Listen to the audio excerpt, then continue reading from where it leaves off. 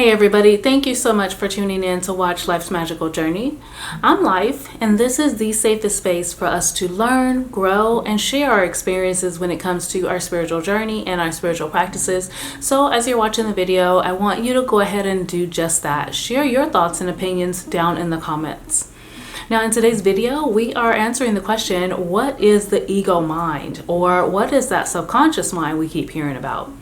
It's really important that we understand that we do have two parts of our mind. So we have our conscious mind, which is God energy, source energy, the universe, the energy that creates worlds. And we have the ego mind, which has developed over time. It's a mental construct or a program, if you will. Now, there really is no real or concrete way or scientific way to prove anything with regard to these two parts of our mind. And that's because they're not man-made things. Men can only explain what men have made. But I am going to share with you the things that I've learned in my research and see if it resonates with you. I'll be happy if you guys leave your thoughts in the comments. So consciousness is God energy. That is God itself wanting to experience this world, and it can't really do that without a body, right? It can't do that without touch and taste and smell. And so that's where the human body comes in. The ego mind has been evolved over time. It's something that we've developed over time. So it really is that old saying that says edging God out. Over time, human beings begin to resonate more so with the ego than they did their consciousness. So they absolutely have forgotten who they are. I don't think it's no accident that human beings, most of us, have forgotten that we are mostly consciousness, but that's not what we're going to touch on in this video.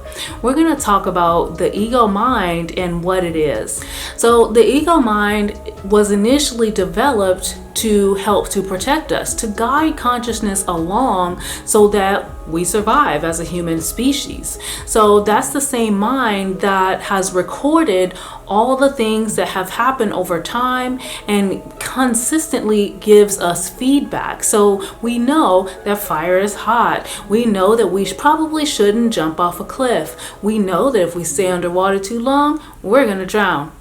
So the ego mind has been doing us a favor, so to speak. It's been the way that humans have been able to evolve. Just like they say AI programs can do, the ego mind has gotten out of control. The ego mind has human beings sitting back, being depressed, not taking a chance on life, feeling like everything is going to hurt them.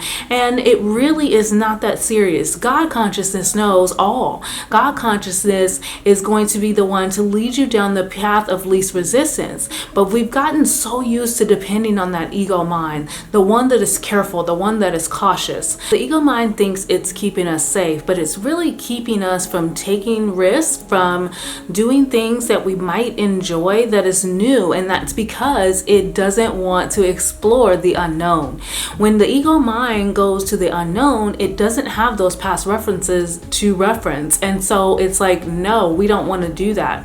But the truth is, we need to explore, we need to expand, and there are plenty of things that we might enjoy doing and we might enjoy learning. The ego mind is so afraid that something is going to happen, something negative is going to happen. Initially, the ego mind was there just trying to keep us alive, trying to keep us safe. Now it wants to keep us from feeling anything different, anything unknown. So it's stopping us from taking risks, thinking, oh, our feelings are going to get hurt. It's okay if my feelings get hurt. It's okay if I don't get the job. It's okay if I apply myself and I don't find success in that thing. Because it's just like the video that me and Happy Nessa recorded earlier. We have to remember to enjoy the journey. That video is coming out soon, so you guys look out for that. But enjoying the journey is something the ego mind does not want to do. If it hasn't experienced it before, it doesn't want to ever experience it because it is so afraid of the unknown. All right, so initially, yeah, had good intentions, but now people are saying that we need to go through an ego death. We need to kill the ego mind. I don't know how I feel about that. I think that when I look around in my world right now, I need to be cautious. I need to plan sometimes. So from my perspective, I think I need a balance of that. I need to more so remember who I am. I need to more so be consciousness and godlike, more so than ego-like, but I don't want to want to totally kill my ego. Let me know what you feel about this. This is a very touchy subject in the spiritual community. In the next video, we'll be talking about how to start dissolving the ego mind. Not to totally kill it, but we're going to start talking about how to dissolve it and what signs you might be experiencing if you already are dissolving your ego mind. Lots of people go through some type of quick awakening, whether it be maybe a life-threatening event or something really, really deep happening to them, like a loss of a loved one, and they instantly wake up. But most of us actually gradually end up dissolving our ego mind. I want to talk about that in more depth in the next video. Thank you guys so much for hanging with me. I really appreciate you guys. I love you all for no reason at all. And as usual, I'll see you next time.